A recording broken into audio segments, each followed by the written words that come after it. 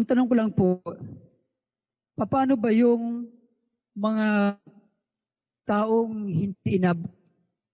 hindi inabot ng pangaral tulad ng mga nasa remote areas o sa kabundukan, sila ho ba'y magkakaroon din o magkakamit din ng kaligtasan sa araw ng paghuhukom sa araw ng paglilitis para mabigyan sila ng mga kaligtasan?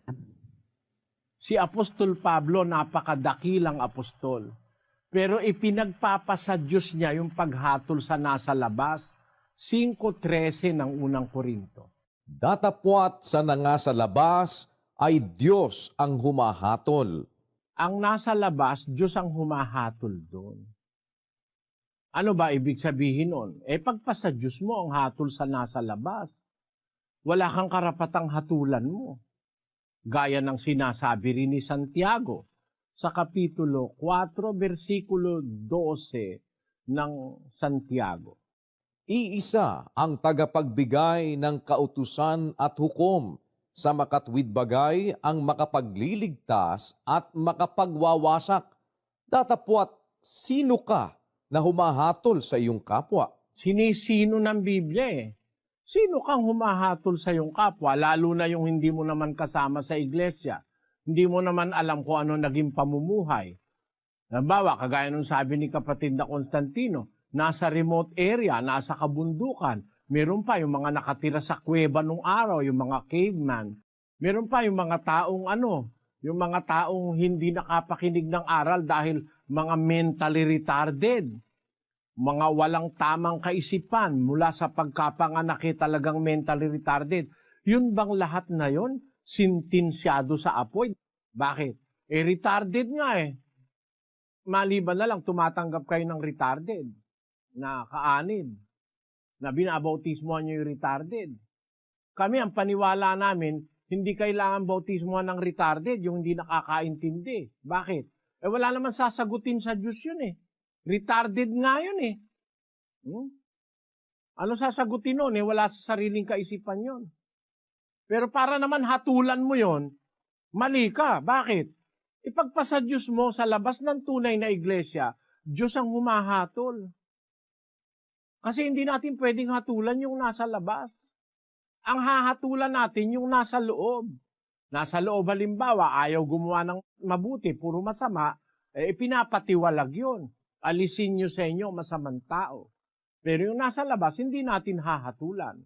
Nanggaling yung sinasabi ni Pablo na yan, doon sa mga taga-Korinto na ayaw nilang hatulan yung nangangalon niya na yung asawa ng tatay niya, pinapakialaman, yung madrasta niya. Bakit hindi nyo hinahatulan yan? Sabi ni Pablo. Kaya hahatulan ko yan. Ibigay nyo yan kay Satanas, sabi ni Pablo. Bakit? Ayaw silang humatol tagaloob yun Alam nila ang ginagawa, masama, ayaw nilang hatulan. Kinukonsinti nila. Pero sabi ni Pablo, sa labas, Diyos ang humahatol. Kaya, ang hatol naman ng Diyos ang bigyan natin ng karapatan ng Diyos na humatol dun sa mga nasa labas. Di naman natin kilala yun nabuhay sila na walang aral na narinig, nasa mga remote area sila, gaya ng sabi nyo, meron bang pag-asang maligtas yun sa hatol ng Diyos? Pakinggan nyo. Sa 2:16 ng Roma, ganito nakasulat.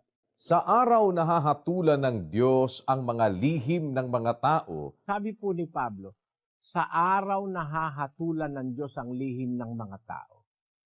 Doon sa araw ng paghuhukom, ano mangyayari ron sa araw na yon? Basahin po natin ang 2:13 ng Roma, kapatid na Daniel.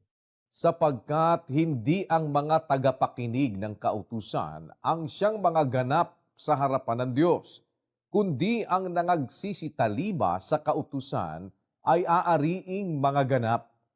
Sapagkat kung ang mga hentil na walang kautusan sa katutubo ay nagsisigawa ng mga bagay ng kautusan, ang mga ito na walang kautusan ay siyang kautusan sa kanilang sarili.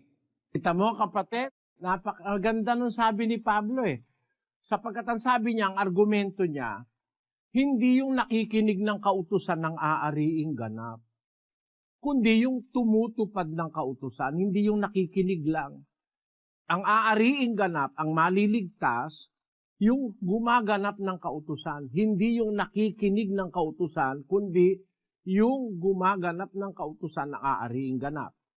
Sapagkat, ang sabi niya sa 14, kung ang mga hintil na walang kautusan, sa katutubo ay nagsisigawa ng mga bagay ng kautusan, ang mga ito na walang kautusan ay siyang kautusan sa kanilang sarili. Kahit sa katutubo, wala silang kautusan, wala silang narinig. Nasa kuweba, nasa bundok, nasa remote areas, di narating ng pangangaral, walang kautusang narinig. Pero gumagawa naman sila ng kautusan, ng bagay ng kautusan. Aariin silang ganap, sabi ni Pablo. Kailan? Sa araw na hahatulan ng Diyos ang lihim ng mga tao. Doon sa araw na yon, aariing ganap ng Diyos yung mga taong sa kabila ng walang pagkarinig sa kautusan, gumagawa naman ng bagay ng kautusan. Posible bang yung mga taong walang narinig na kautusan ay makagawa ng bagay ng kautusan? Tuloy natin sa 15. Na nangagtatanyag ng gawa ng kautusang nasusulat sa kanilang puso, na pinatotohanan ito pati ng kanilang budhi. Tama kapatid na Constantino, yung palang mga taong hindi nakarinig ng kautusan, meron pala silang gawa ng kautusang nakasulat sa kanilang puso. Tayong mga tao kapatid, ang pagkakaiba natin sa hayop. Ang tao, nilagyan tayo ng Diyos sa budhi at sa puso ng mga bagay ng kautusan. Kahit wala ka pang naririnig na kautusan, meron kang alam na gawing kabutihan. Sa kapwa, sa pamilya, sa kamag-anak. Kahit wala kang narinig na kautusan, instinct na yun eh. Na pagkaanak mo, mahal mo. You will care. Maalagaan mo, papakainin mo. Merong kabutihang nasa loob ng puso. Kahit wala ka pang naririnig na kautusan, meron ka nang alam na kabutihan. Pagka yung mga taong yun na nabuhay sa bundok, sa remote areas, walang narinig na kautusan, gumawa naman ng kabutihang nakasulat sa kanilang budhi, aariing ganap ng Diyos yun. Sana naintindihan mo, kapatid na Constantino. Maliwanag po sa akin at sinako po lahat.